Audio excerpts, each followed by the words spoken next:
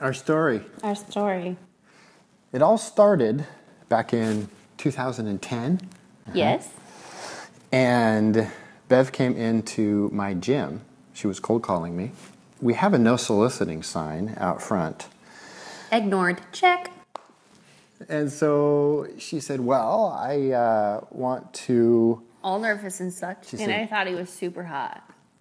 So she said, well, I want to talk about towel service. She started giving me the spiel, and about 3 or 4 minutes into it, I realized there's no possible way she can save me money. So I just cut her off and I said, you just can't, not going to work, because here's why. And she goes, well, you're probably right. And so I ran the numbers, and sure enough, I could not save him money. And we just kind of got to chatting, and at the time we were both kind of just getting into networking, and he said, well, why don't I give you a call sometime? Maybe we could go to the club sometime. Sure enough, a couple weeks later, he did end up calling. So we went. We went to the Columbia Tower Club member mixer, and we closed it down. Yeah, we stayed after and just hit it off. And over the next 2-3 months, we were just kind of networking buddies. Meanwhile, he was flirting with me all the time and sending me mixed signals. Oh, yes. Oh, yes. And so then a few months later, we were back at the CTC, parked in front, ready to go in. And Bev, being the direct person that she is, said, you send me mixed messages, right? And so that kind of caught me off guard. And I said, yeah, I guess I do. And so then she said, I can't do this. It's too hard. I can't be friends. I can't be friends. So I started explaining why I thought maybe it won't work. My 3 main things were, age gap is too big, I'm not getting married again, and I'm not having more kids.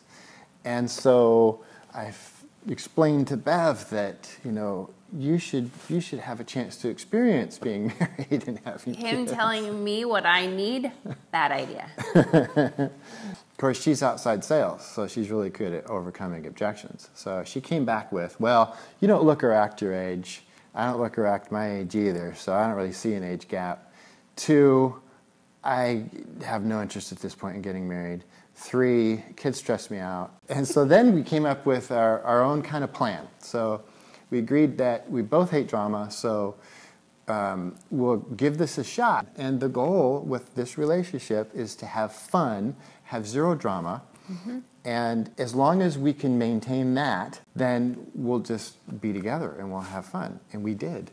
And if either one of us changed our mind about any of our deals that we had, then either one of us could tell one another, and we would, go our separate ways amicably. And so that worked great for about 5 years. Along the way, I had my walls up to protect myself because of past relationships and experiences. And so I wasn't letting Bev get as close as she could have been. And she was putting a lot more into the relationship than I was, because she didn't have those walls. So it was frustrating for her. And every once in a while, I would see that little glimmer of hope. Yeah, she'd see over the wall, and she'd see what was on the other side of that wall, and it was really frustrating for her. So, December of 2015, she told me, I can't do this anymore. And the only words that I could say that came out of my mouth were, I don't want to be alone when I'm 80. Hardest thing I've ever done in my entire life. The reason that she gave was just being nice, because the biggest reason was, hey, PJ, you got these walls up, and it's just, she was too nice to say that part. So for about 6 months, we were apart, and it was really hard. And during that 6 months, I sunk pretty low, and that's never happened to me before, because in the past, with relationships, I would be over it in a couple weeks. I thought that was weird, because I thought maybe I was slightly sociopathic because I got over things so fast. But then it was almost refreshing to not get over Bev because, I'm not a sociopath. I couldn't get over it, and it was just, I was just sinking deeper and deeper, and it was like clinical depression. I'd never experienced that before in my life. And so I just started praying a lot, and I said, God, just help me through this. Just lots of prayer and lots of reading the Bible, spending a lot of time with God, getting really close with God, and it helped. And meanwhile, we were praying for each other, hoping that both of us would find a significant other so we could experience that joy, happiness, and love that God has always intended for us to have. That whole time I was on my side, I was praying for Bev that she would find somebody that wouldn't hold back, because she's a giver and she puts herself out there and she needs that in return from somebody. I was just praying that God would show you a woman, a godly woman, who would show you the love and compassion, and more importantly, that you would be able to accept that and let your walls down. So we were both praying for each other, and we'd both come to the point of complete surrender, where we said, we thought it was over, and here you go, God, it's yours, and here's the other person. Forgot tissues.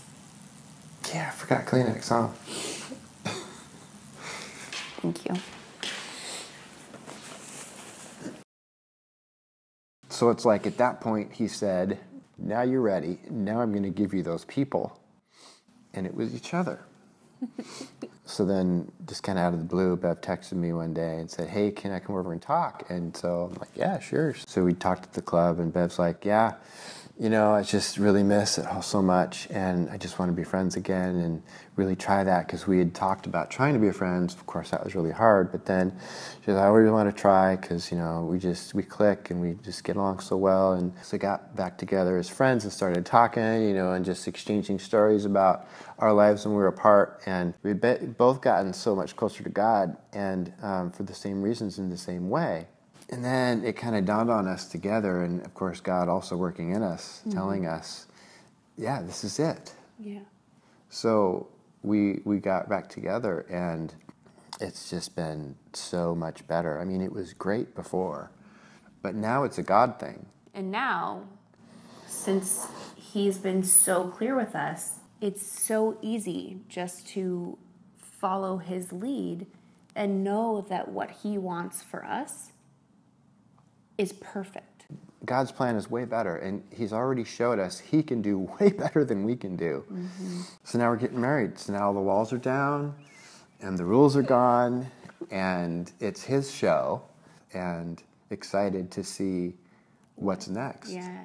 So the thing that we're most excited about with this testimony is there's a story to tell, because hopefully it'll give people hope. And because there's a lot of people struggling out there with their relationships, and they want to change the other person, which that just doesn't work. You cannot ever expect anyone to change. No, people don't change people. God changes people. Yep. And then the whole thing about surrender too, because I didn't really realize how important that was. And that feeling of complete surrender is one that I had never experienced before. It's liberating. Yeah. And to truly get that, exciting. Surrendering first, and then truly asking for that, putting that other person first, then he will either change that other person if that person needs it, or he'll change the person that's asking for it.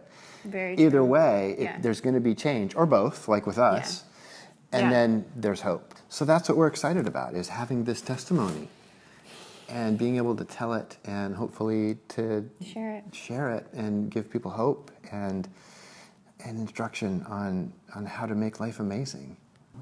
Amen.